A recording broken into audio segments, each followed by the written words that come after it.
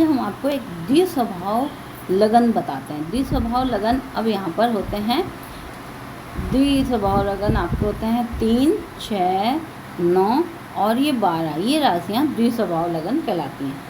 इस अंगूठे में ये चिन्ह जो दिखाई दे रहा है वो कौन सा होगा, इसको जानने के लिए आप सबसे पहले क्या करें, क्योंकि द्विस्वभाव में एक तो आता है हमारा मिथुन, कन्या,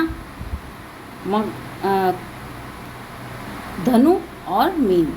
इसके जानने के लिए देखिएगा, सबसे पहले द्विस्वभाव लगन की एक विशेषता होती है, आप इसको बहुत गौर से देखेंगे तो आपको कुछ इस तरह से निशान समझ आएगा। इसका मतलब होता है एक लाइन है इधर को घूम रही है, एक लाइन है इधर को घूम रही है। ये होता है यहाँ पर द्विस्वभाव लगन की विशेषता। लेकिन ये कौन सा है, इसके लिए आपको क्या करना है कि इधर से अगर आप लाइन गिनेंगे, क्योंकि कई लोग कंफ्यूज होकर के फिर हमारे को बोलते हैं इधर से लाइनें गिनने में नहीं आती हैं। बहुत आसान तरीका है उसका कि आप जिस बिंदु को इधर देखें उससे लेकर के यहाँ पर जो चीज़ें डाइवर्ट हो रही हैं उसको देखें तो ये इस लाइन से वापस यूँ घूम रही है। इसके बीच की लाइनें आप गिन लें, और वो गिने कैसे, आप इसको नक्षत्र के रूप में गिनें।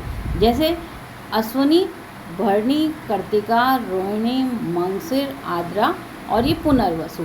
ये यहाँ पर पुनर्वसु नक्षत्र के आगे ही घूम जाएंगी लाइनें। अब एक चीज़ है कि जब पुनर्वसु नक्षत्र आता है तो ये नक्षत्र 3 और 4 यानी मिथुन और कर्क राशि में आता है।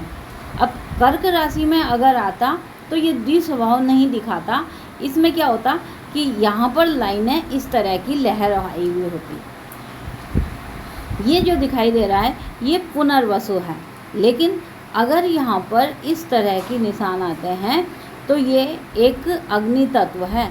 अगर यहाँ पर हम देखें तो पुनर्वसु के ठीक सामने आपको धनु राशि केतु का नक्षत्र दिखेगा, मूल। तो ये पहचानना इस लाइनों से पॉसिबल होगा, इनसे नहीं होगा।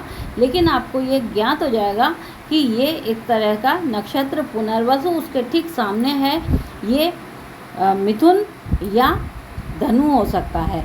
अब मिथुन या धनु होने में आपको कंफर्म करना पड़ेगा इस जगह के हत्थे से, क्योंकि अगर धनु लगाना होगा तो आपको यहाँ से इस तरह का साइन दिखाई देगा दोनों साइड से। लेकिन अगर वो होगा मिथुन होगा तो ये चीज़ें नहीं होंगी। वहाँ आप इन दोनों को कंफर्म कर सकते हैं कि ये जो है तो ये द्विस्वभाव, लेकिन ये धनु का है, क्योंकि पुनर्वसु के ठीक सामने धनु राशि का केतु नक्षत्र आ रहा है।